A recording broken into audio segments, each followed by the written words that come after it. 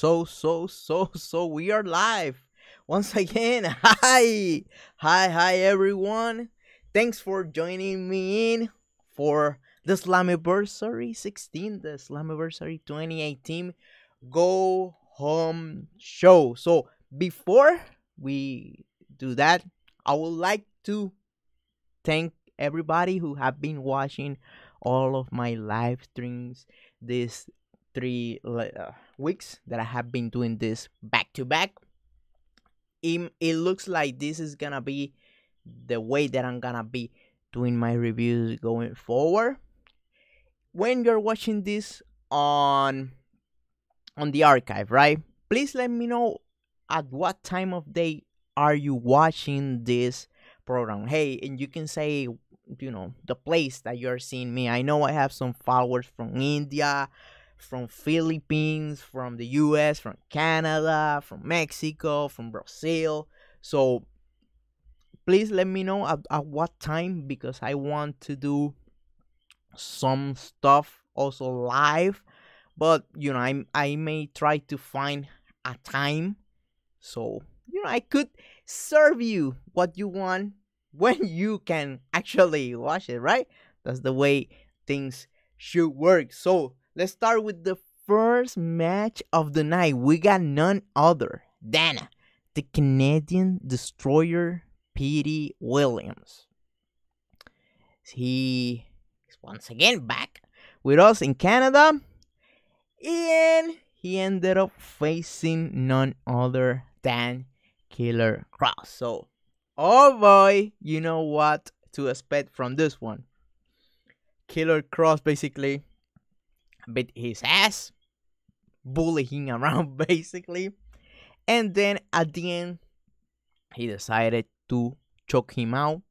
He even gave Petey Williams the advantage of hitting him with the Canadian Destroyer, but that's something that may not happen, especially not this one.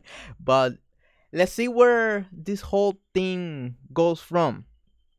One of the things that I might need to say is, for this hype show, not a lot of guys who were for this book for this Sunday pay-per-view were seen during this show. Basically, this was a hype show more than anything. After the match, Killer Kross decided to put the X-Spot car on top of Petey Williams.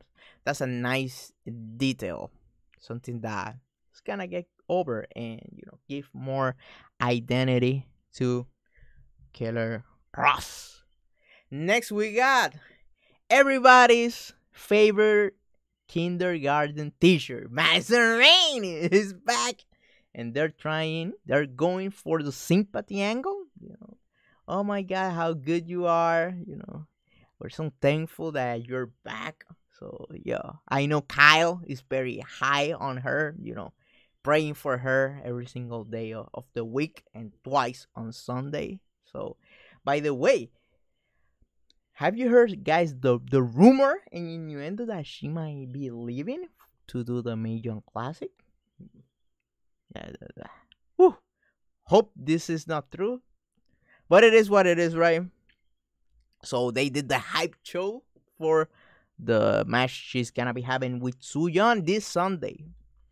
Next, we got Katarina, Joe Hendry, and Grado. Oh boy.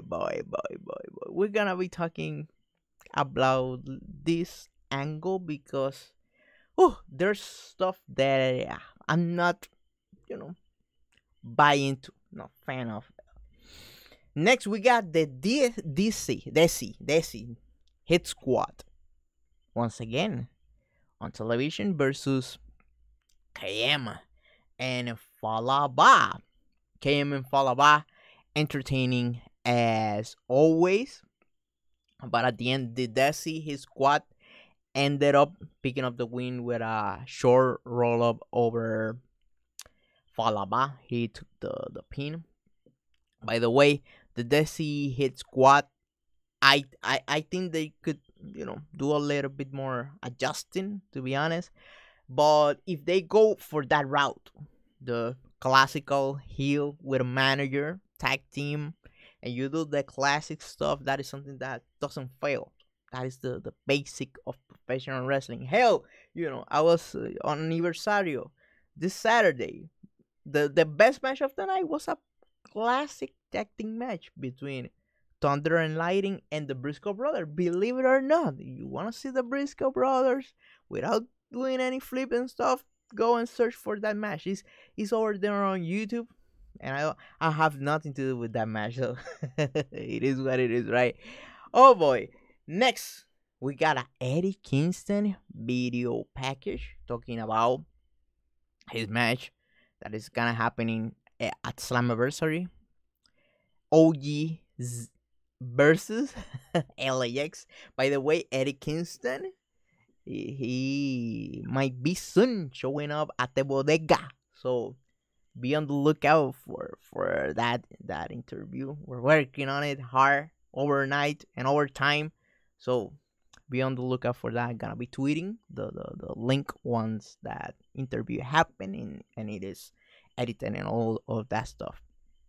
Good promo, good hype package. One of the things that they exploited, because I know that is one of their strength, is doing video packages. Kevin Sullivan, the guy who do that is a beast. Next, we got, once again, the former Impact World Champion, Eli Drake. Once again, on Impact Wrestling. I know some people were speculating that he was gonna leave, but yeah, he ended up staying, doing the wise decision of staying with Impact Wrestling. Would you rather be, a king in heaven or a servant in hell? Stay here, be a king in heaven. So he ended up facing the in ring debuting Joe Hendricks, not like Jimi Hendrix with an X, but Hendry. So Hendry ended up doing the classic WWF thing that that would show like a corny video package on the Titantron or the Impactron. So basically, they ended up showing Eli Drake doing, sketches that I think those are available on YouTube. I know, believe it or not, people just say, hey, Eli Drake is a good wrestler, and that's it, and he good on the mic, and he got a good physique, and that's it. Not really. The guy is more a creative person that you might be privy to.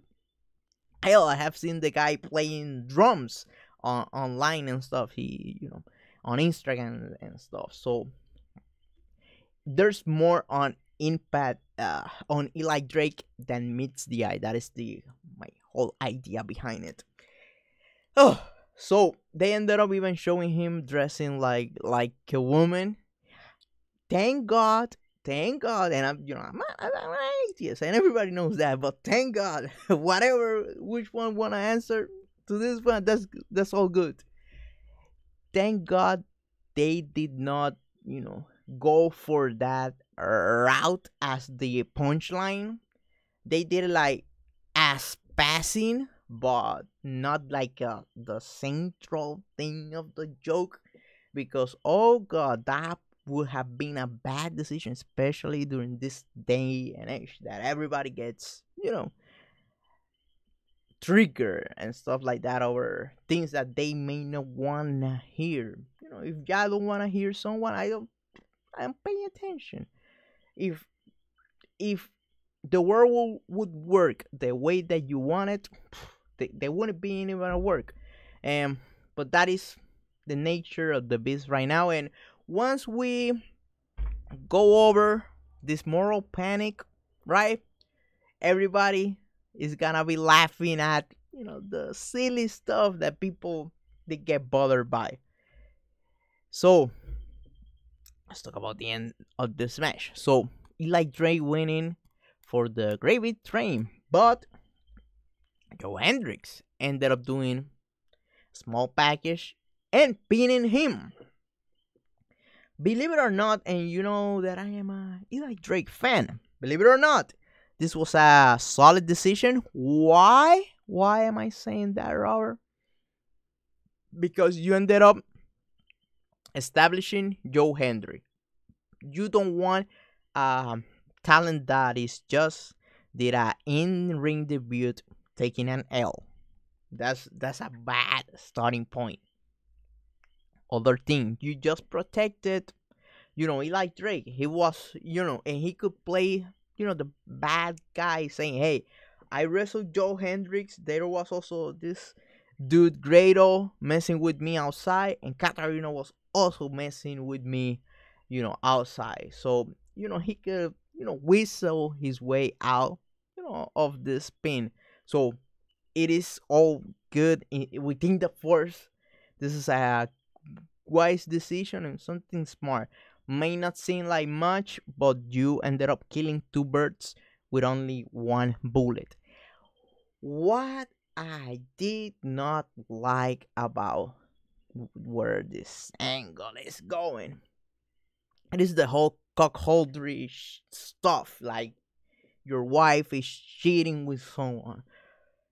They have been putting that angle also on TV with Eddie Edwards, getting jealous with Tommy Dreamer. Now they're also doing this stuff with Katarina, Joe Hendricks saying, Grado, first, if you do this, do it with one angle. Don't do it with two angles. I think that's too much. I know, that's too much. Only one if you're gonna do. And if you're gonna do it, this might not translate well with every single culture. There's many different people now watching Impact Wrestling all over the globe. And what are you planning to do? Do you plan to turn Joe and Katarina as heels and Grado as the baby face? Or you're gonna be pushing this as a cockholdery angle? Wow. It is what it is, right? Next, we got Ortiz cutting also another short burst promo on the match OGs, sorry, versus LAX, which I think that is most likely gonna be the best match of the night. If I'm not mistaken, those guys, Santana and Ortiz, and Homicide and Nandes, that are gonna tear the house down. The only dark horse might be Ichimori and Johnny Impact and Phoenix, and who else is and Rick Strong. That might be the dark horse of the of that. But hell, where I'm gonna be talking about that whole show tomorrow, and it is gonna be also live with my man Kid from the Clock Cleaners. So that is a show that I think you should be waiting for. I'm gonna try to do my best to top my live stream that I did with Andrew Corbeil. So that is one of my best videos that I have done. So I'm gonna reach for that. If I fail, I fail, but I'm gonna try it, damn it. Next, we got Desmond Xavier versus Andrew Everett. But that match actually didn't happen because the unhinged Eddie Edwards showed up with a candlestick. He ended up showing up with a candlestick. He attacked the referee. And after he attacked the referee, he cut a promo on Tommy Dreamer saying, hey, you have been claiming that you are the innovator of violence and stuff. That's the past. You're done. I am now the new innovator of violence. You're not gonna attack you on Slammiversary and blah blah blah blah blah blah. Basically, setting the match for Slammiversary. I'm not, expecting much out of this, but maybe they could do something new and interesting with this match. Let's see, but I'm expecting a straight up, bloodbath between those two and a ECW esque type of match. So, what are your thoughts on this promo so far? Eddie Edwards have been improving a lot with his mic skills. Next, we got Kyle's from Impact Head favorite wrestler, the kindergarten teacher Madison Rain, and she was in like some sort of house, something along those lines. But she's starting to have like PTSD and flashbacks and stuff like that. So she ended up like being in a morgue, una morgue. I don't know. I don't know if I even say that word right. So forgive me for not knowing every single word in the alphabet. A morgue, I think that's called. So she ended up seeing herself inside of a coffin. And then she went outside, and there was a little girl with a Su Young face paint. Then, let me see this. Then she was covered in blood. And then there was a scene like straight out of a horror movie where Su Young and the bride show up behind. And basically, that was it for this segment. As for the segment, it was good. It was not necessarily bad. However, with those horror type of angles, they don't age well, right? It's just like everything. What technology, looks today, it is good for today. But if you take a look at this 20 years from now, this is gonna look cheesy as hell. However, I might need to play devil's advocate. What they did right is that they did that on a TV show. I would rather have them do that on the TV show than do it on a pay-per-view, because everything that you do on pay-per-view is taken seriously, and that is gonna last forever in fans' memory. Sorry.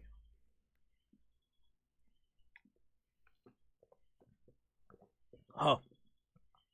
Next, they show the video package between Pentagon, Cerro Miedo, and Sami Callihan and their feud. So there was a match from a guy named, I got his name over here, is Gregory Osborne. They know him at his house, and they keep food for him when he's away. So I don't know who he is. He's from Australia, from the kangaroo place. Which, by the way, I gotta say something that doesn't have to do anything with wrestling. But there's now like a conspiracy theory, like Australia doesn't even exist because the Earth is flat and stuff like that. It's hilarious. You need to read that. So once you finish this video, go out and open a tab. And put like Australia doesn't exist. Flat Earth. And it's hilarious. These people are the best trolls on the internet. So this is Gregory Osborne. He show up. He's from the kangaroo place over there in Australia, and he ended up wrestling Sami Callihan. Basically, squash match, old school squash match. Obviously, Sami Callihan put the mask of Pentagon Jr. on Mr. Osborne. And, he ended up, talking trash and blah, blah, blah, hyping things up. Then he hit it with the double underhook knee drop, whatever is the name of the actual move. And that was it. Then they, once again, Sami Callihan and OB took the microphone and cut a promo that they're basically looking for Pentagon Cerro Miedo. And then, basically Pentagon answer their challenge. So there was a little bit more action after this between these two. By the way, listen to this. Saturday, I'm gonna be doing a guitar cover of the Pentagon's Junior Impact Wrestling team. So please return back to this channel also on Saturday. Friday we got the club dinner live stream, and Saturday I have the Pentagon Cerro Miedo guitar cover. Next we got Homicide, also doing a short promo for their stuff that is gonna be happening on Slammiversary. Next, Allie doing a promo for her match versus Tessa Blanchard at Slammiversary. By the way, I like the setup of, at least for this one, because this was more of a casual type of theme. It was not, the usual stuff backstage and, that is burned to the ground. They try something a little bit different. Hey, just sit down on these stairs and let's do the promo and record it on spot here, like in a movie or a series or something like that. That is something that, a little detail that I like about this. Next, we got Mrs. Blackheart. Cannot even pronounce that name. She ended up doing a tag team match with Tessa Blanchard. That's Mark Hendry favorite wrestler. he was crying after she decided to stay with Impact Wrestling, and they wrestled Allie and Kiera Hogan. But at the end of the match, Tessa Blanchard ended up betraying Mrs. Blackheart, and Allie took advantage of that and pinned her fair and square. I know there's people that were, speculating and, bitching and complaining online about, getting Miss Blackheart on Impact Wrestling just to, make her take a couple of losses on Impact Wrestling. But what's the thing? She, as a performer, it is new to the eyes of the people who just watch Impact Wrestling. So if you don't plan to do something with her, just use her as, somehow an enhanced talent. But there's always, the possibility to bring her back. Hell, even do a little short feud with Tessa Blanchard or something like that. So don't be down, don't be depressed because your favorite like female indie wrestler took an L on Impact Wrestling. Don't worry about that. Hell, there's a lot of stuff playing in the wrestling world. So one day you could be at the top of the world. Sometimes you are also looking at the lights. But it would not surprise me if they were to get her and repackage her or do a reintroduction of her in the near future. Next, we got Sami Callihan and his crew. By the way, that picture is hilarious. So, Sami Callihan and his crew looking for Pentagon Cerro Miedo. There's also the introduction of La Rus, something like that. I cannot even, begin to pronounce that name of her. But God bless her. She looks great. Tyrus was Cyrus almost.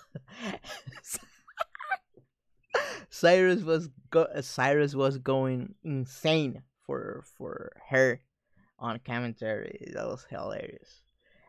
Next, we got Johnny Impact once again on television, doing a little bit of a voiceover, and they ended up doing hype shows for the Slammiversary show that is gonna be happening this Sunday. How many times have I said this? Take a shot of vodka every time I say this Sunday at Slammiversary, and let's see what happens. Next, we got once again Matt Seidel. Matt Seidel cutting basically a video package promo and a voiceover talking about his feud with Brian Cage for the X Division title. Something that is gonna come to an end at the Slammiversary this Sunday. Also, we got Santana talking his feud with the OGs, talking about how he managed to get himself to the level that he's at with LAX and their feud that is gonna be coming to an end this Sunday at Slammiversary. I'm running out of ideas in how to say this Sunday is at Slammiversary. Oh boy. Next, a video package. Good. Heartwarming video package with Moose being a good dude.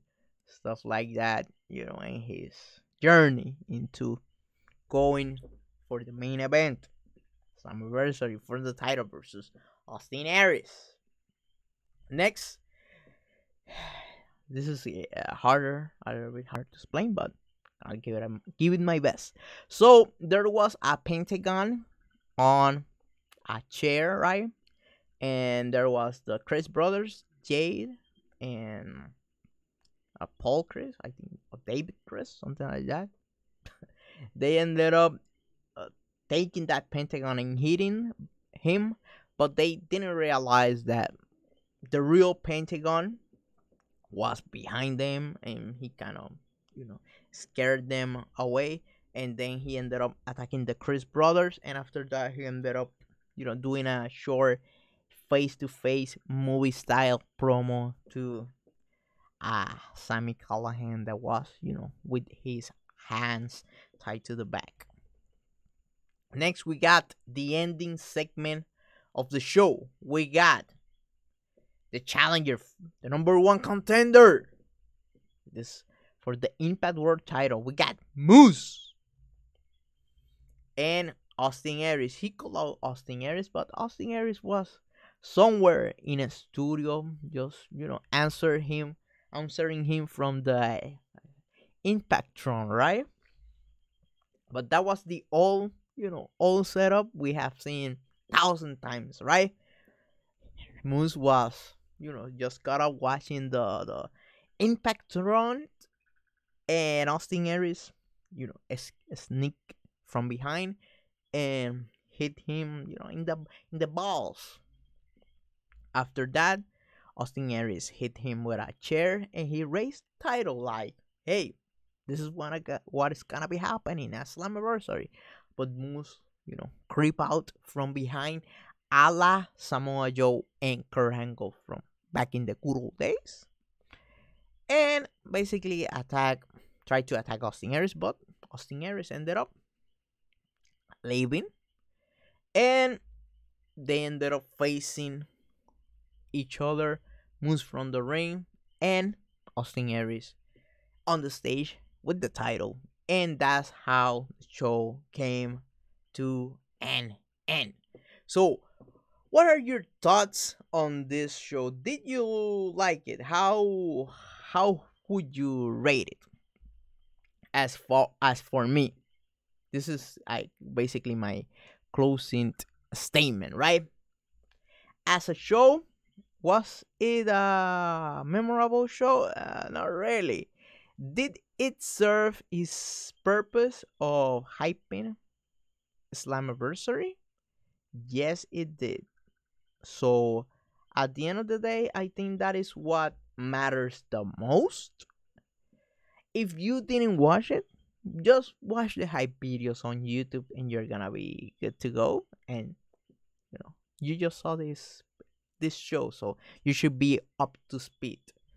So I wouldn't recommend to anyone to download this one or find it on WGN or on other nefarious websites. I might not think that might be worth it. But what I will tell you is, Slammiversary, the card so far looks really good. So if you have money laying around, if you might have to give a call to your shady uncle, go ahead and do it.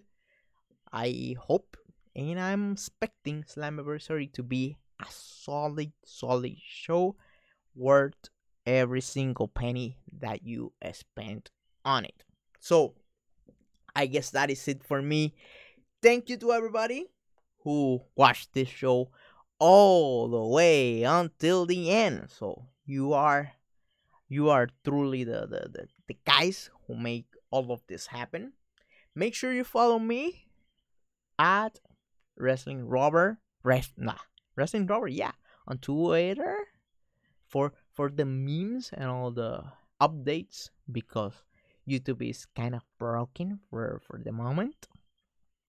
As for schedule, tomorrow live streaming. I'm gonna be live streaming with Kid from the Clock Cleaner. So join me on the fun. I'm gonna bring my A game. It is gonna be fun. It's gonna be informative and hell, entertainment, everything. We're gonna try everything. So be on the lookout for that tomorrow. That it might gonna be happening from 9 p.m. all the way to 9:30 p.m. Something along those lines. That should be the starting point for that joint show. Saturday, Pentagon, Cerro, Miedo, the guitar cover. I'm working on that. That is gonna be fun to hear. If you like Pantera, if you like modern metal, you are gonna enjoy my rendition of that Impact Wrestling guitar theme from Pentagon Jr. So Sunday, I'm still torn between doing a live stream or not doing a live stream. There's gonna be people with me watching a Slammiversary, so I don't know how long are they gonna stay here at my home. So I just let me know if you have any suggestion, but I'm leaning more towards watching the show with them as just your regular run of the mill fan. Then watch it once again, writing notes and taking screenshots and stuff like that. Monday, something like that, and posting it Monday afternoon. So that's it for me. Thanks to everybody, and I hope to see you tomorrow with the Clock Cleaners live at at 9 p.m. Eastern Standard Time. So goodbye and thanks for listening.